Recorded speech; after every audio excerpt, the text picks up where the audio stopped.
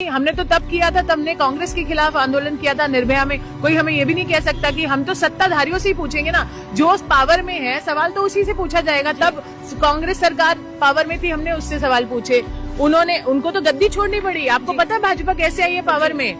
महिलाओं का मुद्दा मेन था, हम लोग फ्रस्ट्रेटेड थे विमेन सेफ्टी को लेके, निर्भया को लेके। उसके बाद सत्ता परिवर्तन हो गया और आपका पहला नारा ये हुआ, और मैं भी वोटर थी और मैं बहुत बड़ी डाई हार्ट फैन थी इस सरकार की, कि उन्होंने बोला अब की बार जिसकी भी सरकार पर बहुत हुआ नारी पर वार, बेटी बचाओ बेटी पढ़ाओ का आपका पहला स्लोगन था। मैं टीवी के सामने उठ के मैंने फूल बरसाए थे, क्योंकि बिकॉज मैं शुरू से इस मुद्दे पे काम करती आई हूँ। मुझे लगा एक प्रधानमंत्री हमें मिला है जो इस मुद्दे को लेके सीरियस है और काम करेगा। पर ये हाल हो गया हमारे देश का, इन्हीं की पार्टी के लोग काम करें और इनकी एक स्टेटमेंट और एक स्टेटमेंट तक नहीं देता ये आदमी। ये किस तरह का लीडर है?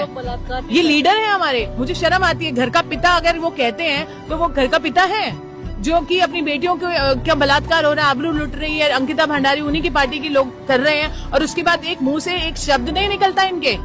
आज तक रेप में सिर्फ एक स्टेटमेंट दी है, सिर्फ एक। इतना बड़ा केस हुआ था, उसके बाद हमने बहुत सारी बातें की तो उन्होंने एक स्टेटमेंट दी थी।